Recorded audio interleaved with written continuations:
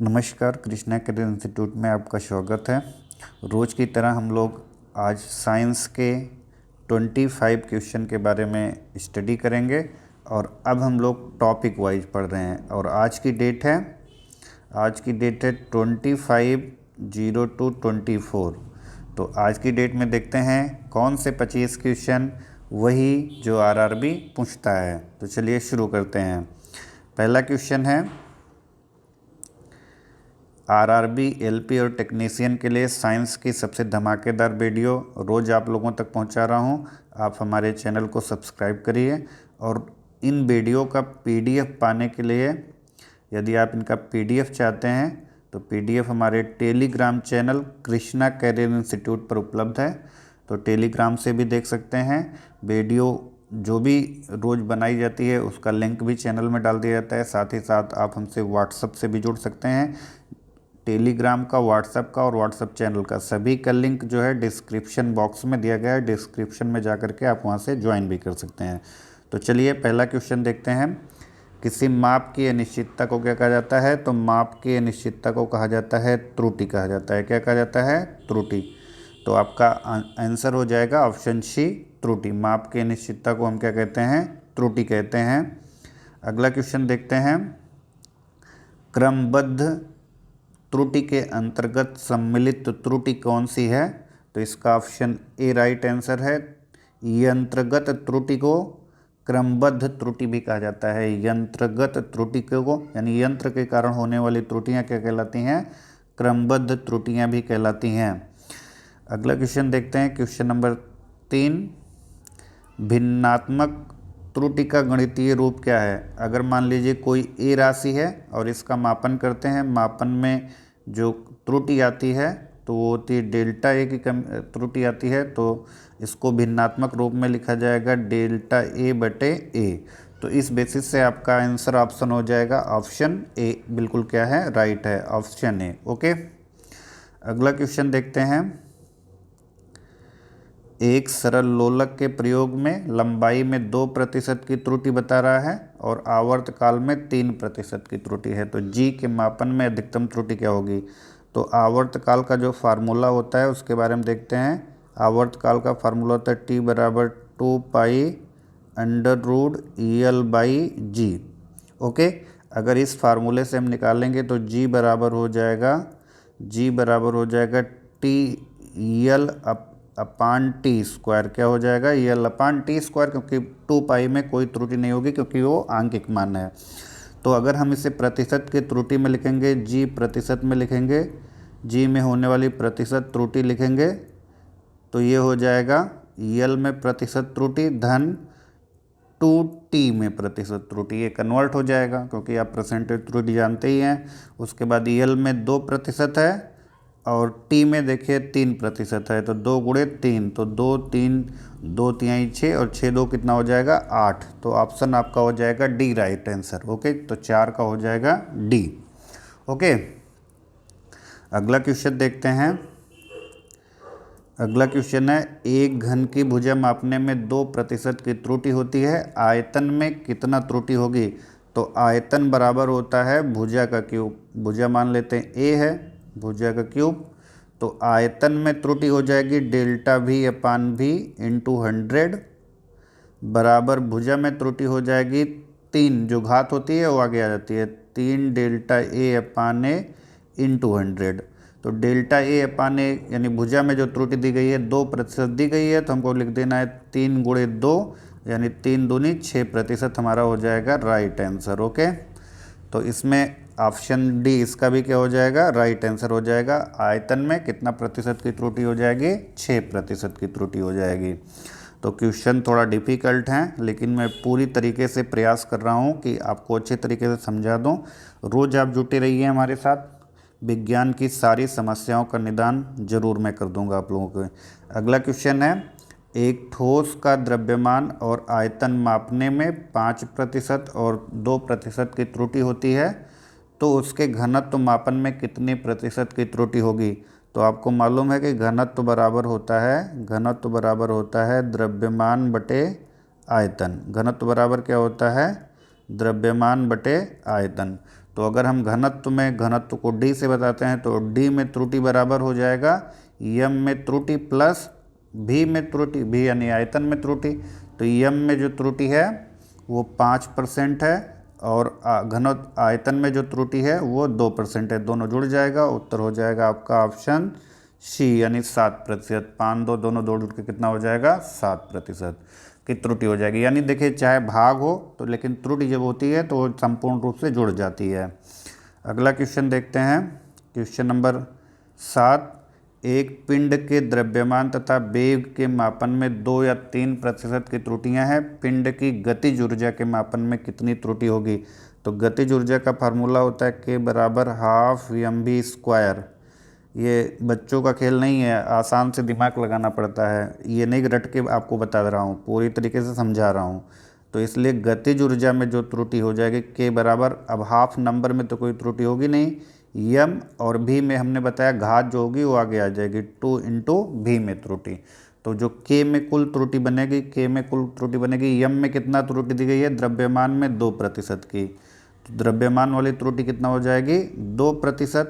और 2 इंटू भी यानी वेग में जो है 3% की है तो 2 इंटू 3, तो ये हो जाएगा आपका 3 दूनी 6 और 6 2 8। तो गतिज ऊर्जा में कुल त्रुटि कितना हो जाएगी 8% हो जाएगी। आपका उत्तर हो जाएगा बी ऑप्शन। ओके, अगला क्वेश्चन देखते हैं। किसी पेंच मापी की अल्पतमांक कितना है? इस यंत्र द्वारा 0.4 सेंटीमीटर की माप लेने में कितने प्रतिशत की त्रुटि होगी? ओके, तो आपका आंसर हो जाएगा क्वेश्चन नंबर 8 का क्वेश्चन नंबर हो जाएगा ऑप्शन सी। अब देखते हैं कैसे ऑप्शन सी राइट आंसर बनेगा। तो यहाँ पे देखना है आपको, पहले अगर अल्पतमांक दी गई हो और मापने में कितना त्रुटि निकालनी हो तो प्रतिशत त्रुटि बराबर होता है प्रतिशत त्रुटि। आज का टॉपिक भी आपको क्लियर हो गया होगा कि प्रतिशत त्रुटि है। त्रुटि बराबर होता है अल्पतमांक अल्पतमांक अल्पतमांक बटे मापी गई राशि, मापी गई राशि, ठीक, मापी गई राशि और गुणे 100। अब यहाँ पे देखिए अल्पतमांक है 0.00, देखिए 0.001 और मापी गई राशि है 0.4, ठीक, 0 पॉइंट कितना है 4। तो अगर हम 0.4 है, ओके, तो यहाँ हम देखते हैं कि अगर हम एक से जो है यहाँ ऊपर 3 अंक पे दशमलव है, नीचे 1 अंक पे दशमलव है, तो हमको नीचे 2 जीरो बढ़ाना पड़ेगा। तो ये हो जाएगा 1 बटे कितना हो जाएगा 1/400 हो जाएगा। कितना हो जाएगा 1/400 और 1/400 से गुणा कर देंगे तो हमारा जो आंसर बन जाएगा 1/400 से वो हो जाएगा, देखिए इंटू 100 भी करना है, देखिए 100 भी करना, 2 जीरो कट जाएगा, 1/4 बटेगा, 1/4 से आप भाग कर देंगे तो हो जाएगा 0.25। ओके, बिल्कुल जो मेथड बताया हूँ उसी तरीके से पेज पे लिख के एकदम क्लेरिफाई कर लीजिएगा, कोई दिक्कत नहीं आएगी। साइंस अब की बार हमारे साथ आरआरबी के लिए। किसी गोले का आयतन निकालने में अधिकतम प्रतिशत त्रुटि 6% की होती है। इसके पृष्ठ का क्षेत्रफल निकालने में अधिकतम प्रतिशत त्रुटि कितना होगी? तो आयतन में त्रुटि दिया गया है, आयतन होता है गोले का आयतन 4/3 पाई r³ तो हमें r³ से मतलब है, ठीक। तो यानी अगर हम आयतन में 6% की त्रुटि है तो आयतन में 6% की त्रुटि है तो 3r, तो त्रिज्या में कितना हो जाएगा 3 दूनी 6, यानी त्रिज्या में त्रुटि आ जाएगी 2% की। कितनी आ जाएगी 2% की। अगर आयतन में 6% की त्रुटि है तो त्रिज्या में कितना आ जाएगी 2% की। और पृष्ठ क्षेत्रफल, तो गोले का पृष्ठ क्षेत्रफल होता है 4πr²। तो 4π से हमको मतलब है नहीं, हमको केवल मतलब है r² से, तो ये हो जाएगा 2r, तो ये हो जाएगा 2% की त्रिज्या में दी गई है तो 2r का दुगना कर देंगे, 2 गुणे 2 यानी आ जाएगा 4%। ऑप्शन बी आपका क्या हो जाएगा राइट आंसर हो जाएगा। ओके, अगला क्वेश्चन है क्वेश्चन नंबर 10। सोने के एक टुकड़े का द्रव्यमान 10 मिलीग्राम दिया गया है। इसके मापन में अधिकतम त्रुटि कितनी होनी चाहिए, तो हम क्या करेंगे 1/10 कर देंगे। ओके, क्या कर देंगे 1/10, और 1/10 कर देंगे तो ये हो जाएगा 1 मिलीग्राम। 10 मिलीग्राम दिया गया है और 1000 मिलीग्राम से हमको क्या कर देना है, मल्टीप्लाई कर देना है। क्या कर देना है, 10 मिलीग्राम दिया गया, इसके मापन में अधिकतम त्रुटि कितनी होनी चाहिए। तो यहाँ पे हम देखते हैं कि 10 से अगर हम भाग कर देंगे, सॉरी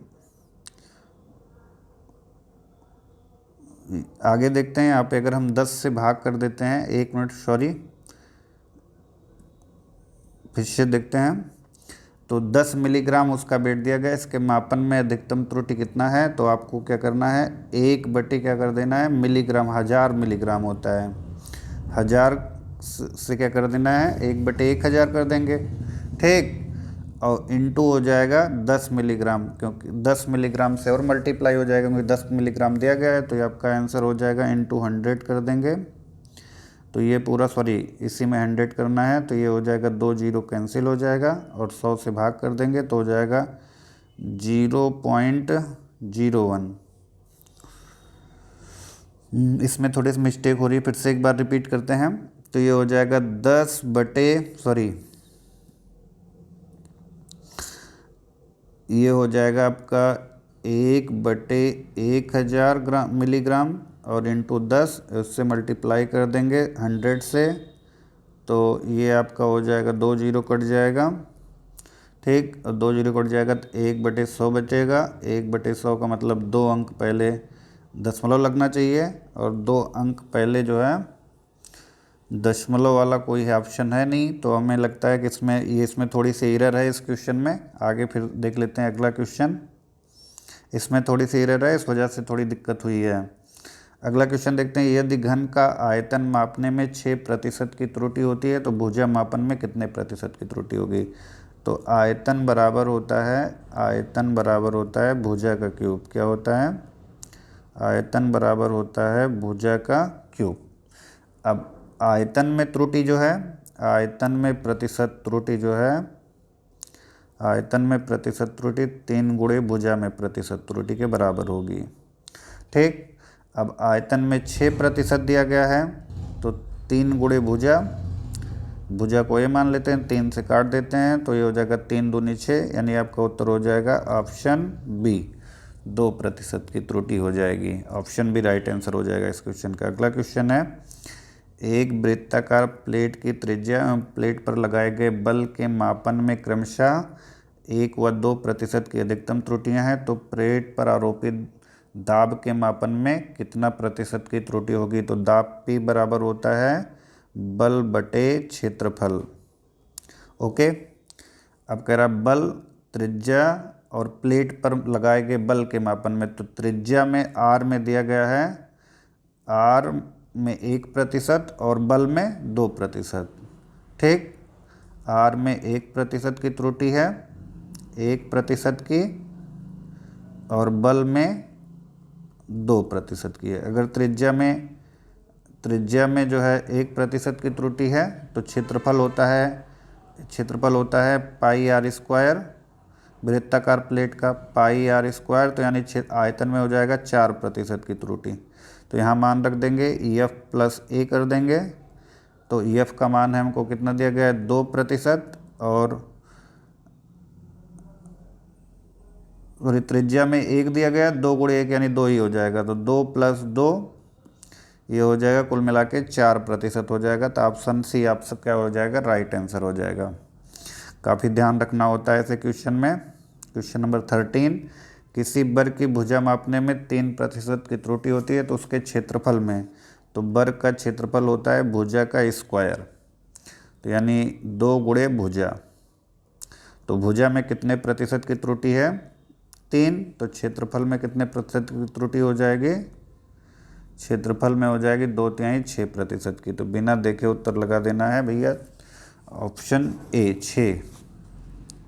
अगला क्वेश्चन देखते हैं, एक बेलन की लंबाई इतना और त्रिज्या इतनी सेंटीमीटर है, तो बेलन के आयतन में प्रतिशत त्रुटि क्या होगी। तो बेलन का आयतन होता है पाई आर स्क्वायर एच, तो हमें R² यानी 2R प्लस एच को फोकस करना है क्योंकि पाई का कोई मतलब है नहीं, तो हो जाएगा 2 डेल्टा आर बटे आर इंटू 100 और धन एच डेल्टा एच अपान एच इंटू 100 कर देना है बस। ओके, तो बेलन की लंबाई में देखिए यहाँ पे 1/10 सेंटीमीटर हो जाएगा, तो 2 गुणे 1/10 ठीक इंटू 100 और धन ये हो जाएगा 4, ये हो जाएगा 4 सॉरी 1/4 हो जाएगा, कितना हो जाएगा 1/4 इंटू 100 और मल्टीप्लाई आप कर लीजिएगा, तो आपका राइट आंसर बन जाएगा क्वेश्चन नंबर 14 का राइट आंसर बन जाएगा ऑप्शन ए 1.5%। ओके, अगला क्वेश्चन है, एक तनी हुई डोरी में तरंग की चाल भी बराबर T/2m से प्रदर्शित है, तनाव इतना है, द्रव्यमान में इतने प्रतिशत की त्रुटि है, तो चाल में कितने प्रतिशत की त्रुटि होगी। तो भी में पूछ रहा है, तो भी बराबर हो जाएगा 1/2 √T+m, कितना हो जाएगा भी बराबर 1/2 √T+m यानी 1/2 टी में दिया गया है 2% का और यम में 3% का, 3 2 5 और 5 को 2 से भाग करेंगे तो आ जाएगा 2.5, यानी आपका उत्तर हो जाएगा ऑप्शन सी। अगला क्वेश्चन देखते हैं, क्वेश्चन नंबर 16, एक गोले की त्रिज्या मापने में 3% की और द्रव्यमान में 2% की, तो घनत्व मापने में, तो त्रिज्या में r दिया गया है 3%, तो चूंकि आयतन जो होता है त्रिज्या का क्यूब होता है, आयतन r³ होता है, तो आयतन में त्रुटि आ जाएगी 3 गुणे 3, कितना आ जाएगी 3 गुणे 3। ओके, आयतन में त्रुटि आ जाएगी 3 गुणे 3। 1 मिनट के लिए थोड़ा देर जो है इसको साइलेंट कर देते हैं, नहीं तो ये डिस्टर्ब करता रहेगा। ओके, 3 गुणे 3 यानी कुल आयतन में 9% की त्रुटि हो जाएगी, कितना हो जाएगी 9% की, तो घनत्व तो क्या हो जाएगा D बराबर हो जाएगा घनत्व, तो D बराबर आप जानते हैं द्रव्यमान बटे आयतन यानी m प्लस भी, और m में है 2, आयतन में है 9, 9 2 11, कुल मिला के हो जाएगा आपका ऑप्शन सी। अगला क्वेश्चन देखते हैं, 17 किसी गर्म को जल करने पर उसका ताप इतने प्रतिशत से इतने प्रतिशत हो जाता है, तो जल के ताप में अधिकतम संभावित त्रुटि कितना होगी। ओके, तो ये आपका राइट आंसर हो जाएगा क्वेश्चन 17 का ऑप्शन बी 10%। ओके, कैसे हो जाएगा, आपको 0.2 से अपान 20 इंटू क्या कर देना है 100 कर देना है। अगला क्वेश्चन देखते हैं, इसमें सार्थक अंक निकालने हैं, तो भैया देखिए आसानी से, जब कोई अशून्य अंक आता है तो उसके बाद जो शून्य आते हैं वही सार्थक अंक होते हैं, तो इसका राइट आंसर हो जाएगा सार्थक अंकों की संख्या कितनी हो जाएगी 4, 7 2 और उसके बाद दोनों 0 सार्थक अंक होंगे। अगला क्वेश्चन है 9.13 इंटू 10⁴ में सार्थक अंकों की संख्या कितनी होगी, तो 3 होगी, कितना होगी 3, क्योंकि घात का सार्थक अंकों की संख्या पर कोई प्रभाव नहीं पड़ता, घात से कोई मतलब नहीं होगा, जितने नंबर्स होंगे उतने ही सार्थक अंक होंगे। अगला क्वेश्चन है, एक वृत्त की त्रिज्या 2.12 सेंटीमीटर है, तो इसका क्षेत्रफल उचित सार्थक अंकों में दिया जाना चाहिए, तो त्रिज्या इतना है तो क्षेत्रफल हो जाएगा πr², कितना हो जाएगा πr² में मान रख दीजिएगा और 3 नंबर में यानी दशमलव के बाद 2 नंबर होने चाहिए, यानी कुल मिला के 3 नंबर होना चाहिए, और 3 नंबर में हमारा उत्तर बन जाएगा 20 का ऑप्शन बी, यानी 3 सार्थक अंक उत्तर में होने चाहिए, इतना आपको ध्यान में रखना है। और 3 सार्थक अंक केवल बी ऑप्शन में है, पहले में 2 हैं, दूसरे में 3, तीसरे में 4, चौथे में 6, तो हमें केवल 3 सार्थक अंकों में उत्तर देना है, इसलिए हमारा ऑप्शन बी। अगला क्वेश्चन है क्वेश्चन नंबर 21, कौन सा पाठ्यांक सर्वाधिक यथार्थ है, तो 21 का डी ऑप्शन सबसे ज़्यादा यथार्थ है, 45 ग्राम न्यूनतम ये मिनिमम राशि है, आसानी से मेजर की जा सकती है, तो बिल्कुल यथार्थ है। अगला क्वेश्चन है दिए गए माप में कितने सार्थक अंक होंगे, तो 4 सार्थक अंक इसमें भी होंगे। ऑप्शन सी क्या हो जाएगा, राइट हो जाएगा, क्योंकि दशमलव के बाद अगर कोई शून्य अंक है तो ही जो है शून्य सार्थक अंक होंगे, यदि नहीं है तो सार्थक अंक नहीं होंगे। अगला क्वेश्चन है, किसी वस्तु की लंबाई इतना सेंटीमीटर है तो उसके माप में सार्थक अंकों की संख्या कितनी है, 4 है। कितनी है, 4। ओके। अगला क्वेश्चन है, एक आयताकार बोर्ड की लंबाई इतना मीटर और चौड़ाई इतना सेंटीमीटर है तो बोर्ड का क्षेत्रफल, तो क्षेत्रफल आपको निकला है लंबाई गुणे चौड़ाई में, और उत्तर देखिए केवल दशमलव के बाद 2 सेंटीमीटर, 10 मतलब 2 सार्थक अंक हैं दोनों में, तो 2 में ही उत्तर आना चाहिए। और 2 में जो हमारा उत्तर इसमें नियर अबाउट, अगर सेंटीमीटर सबको मीटर में बदल देंगे, सॉरी, तो 14 सेंटीमीटर को अगर इसको गुणा कर देंगे तो 140 हो जाएगा। कितना हो जाएगा, 140 सेंटीमीटर ये हो जाएगा, और 0.84 हो जाएगा। तो 3 है, तो 3 में उत्तर आना चाहिए। 3 में 3 ऑप्शन है, बी सी डी। तो हमारा राइट आंसर यहाँ से बनेगा, मल्टीप्लाई करने के बाद 1.18, क्या बन जाएगा, 1.18 मीटर स्क्वायर, क्योंकि आपको लंबाई गुणे चौड़ाई करना है। अगला क्वेश्चन और आज का अंतिम क्वेश्चन, एक घनाकार ठोस की भुजा 1.3 सेंटीमीटर है तो ठोस का आयतन भुजा का क्यूब 13 का क्यूब 1.3 गुणे 1.3 गुणे 1.3, 3 बार कर दीजिए। ओके, 3 बार गुणा कर देंगे तो आपका उत्तर बनेगा 1700। 3 बार गुणा करके इसका 13 का गुणा कर दीजिए तो कुछ एग्नी समथिंग जो उत्तर आएगा आपका ऑप्शन हो जाएगा ऑप्शन ए। काफ़ी देर से गुणा कर रहा हूँ इसलिए अब मन नहीं कर रहा। तो आज का हमारा ये टॉपिक भी पूरा होता है, और फिर हम लोग मिलते हैं कल। इम्पॉर्टेंट प्रश्नों की सीरीज में 25 क्वेश्चन पर कल भी होंगे, तो आप जुड़े रहिए। आज का हमारा टॉपिक त्रुटि हुआ समाप्त। कल नए टॉपिक के साथ फिर आपसे जुड़ते हैं, तब तक के लिए जय हिंद।